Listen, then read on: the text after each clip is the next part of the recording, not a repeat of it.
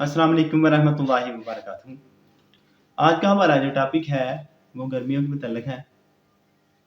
तो आज के हमारे टॉपिक का उन्वान है कि गर्मियों में सादा पानी काफ़ी नहीं है। तो इसका क्या मतलब है? इसे मैं अब साइंटिफिक तरीके से आज आपको बताता हूँ कि अक्सर गर्मियों में पसीने की वज़ह से पानी बहुत ज़्यादा डिस्चार्ज हो जाता है। तो इसको अगर हम सादा पानी से कवर करें तो वो पानी की प्यास तो कम हो जाती है, लेकिन जो हमारे इलेक्ट्रोलाइट्स जो स्वेटिंग के साथ या पसीने के साथ ज़ाया होते हैं, वो सादे पानी से मुकम्मल कवर नहीं होते। तो इसको साइंटिफिक तरीके से कैसे बयान किया जाता है, वो मैं आपको आज बताता हूँ कि अगर मिसाल के तौर पर 1 लीटर पानी अगर आपका स्वेटिंग के ज़रिए या पसीने के ज़रिए ज़ाया होता है, तो उसमें कितने इलेक्ट्रोलाइट ज़ाया होते हैं, वो आप देखेंगे 1 लीटर पानी में तकरीबन सोडियम जो है वो 2000 मिलीग्राम जो है वो ज़ाया होता है। पोटेशियम इसमें 500 मिलीग्राम ज़ाया होता है। मैग्नीशियम इसमें 100 मिलीग्राम ज़ाया होता है और इसी तरह क्लोराइड जो है वो 3000 यानी 3000 मिलीग्राम ज़ाया होता है। ये काउंटिंग है 1 लीटर की। तो अगर हम सादा पानी पिएँ तो फिर ये इलेक्ट्रोलाइट्स जो है वो हमारे बैलेंस नहीं रहते, जिससे फिर मरीज़ जो है वो सुस्त हो जाता है, तो बुझा-बुझा हो जाता है। तो इसको हम कैसे पूरा करें? इसके बारे में आज मैं आपको 5 ऐसे तरीके बताऊँगा, जो कि आप इस्तेमाल करके तो ये इलेक्ट्रोलाइट्स बैलेंस रख सकेंगे, तो इससे आपको बहुत ज़्यादा फ़ायदा होगा। तो नंबर 1 पर तो पहले हम बयान करते हैं कि वो 5 तरीके कौन से हैं और दूसरे नंबर पर मैं एंड पर आपको बताऊँगा कि इनका बेनिफिट क्या है। तो नंबर 1 पर सबसे पहले जो है कि सादा लस्सी।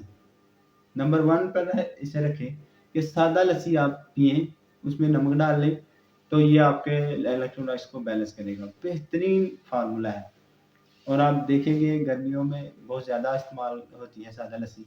कच्ची लस्सी आप इस्तेमाल कर सकते हैं। कच्ची लस्सी के उसमें नमक डालें और पिएँ तो इससे आपके इलेक्ट्रोलाइट्स बैलेंस हो जाएँगे। नंबर 2 पर आ जाता है नारियल पानी। नारियल पानी में नमक डालें और पिएँ, बेहतरीन आपका फ़ॉर्मूला बन जाता है। इससे आपका इलेक्ट्रोलाइट्स बहुत बैलेंस हो जाएँगे। और नंबर 3 पर आ जाता है नींबू पानी।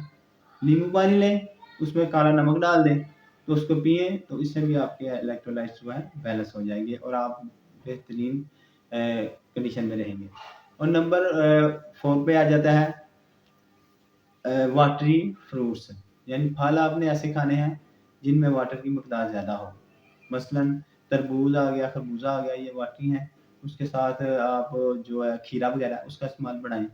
नमक वगैरह लगा के खीरा आप इस्तेमाल करें तो इससे भी आपके इलेक्ट्रोलाइट्स वो बैलेंस हो जाएँगे। इसके अलावा भी जो वाटरी फ्रूट्स हैं उनका इस्तेमाल ज़्यादा से ज़्यादा करें, तो इससे आपके जो इलेक्ट्रोलाइट्स हैं ये वो बैलेंस रहेंगे और आप फ्रेश रहेंगे।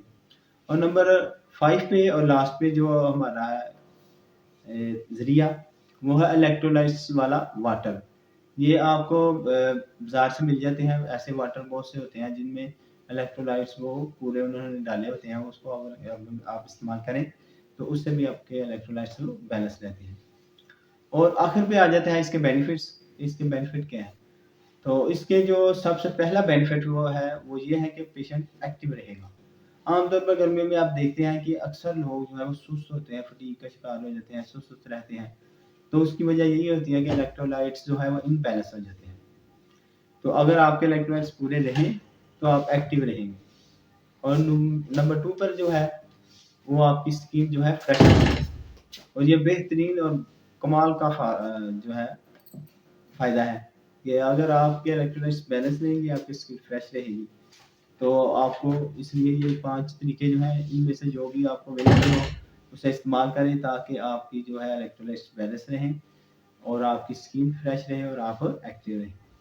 तो आज का हमारा टॉपिक ऐसे ख़त्म होता है। अगर अच्छा लगे इसे लाइक, शेयर, कमेंट्स करें और दोस्त अहबाब को भी ये शेयर करें ताकि किसी का फ़ायदा हो जाए। तो दुआ में याद रखें, मैं हूँ doctor Dilawar Hussain Madani, homeopathic clinic Didawali, Jassa Sialkot से। अल्लाह हाफ़िज़।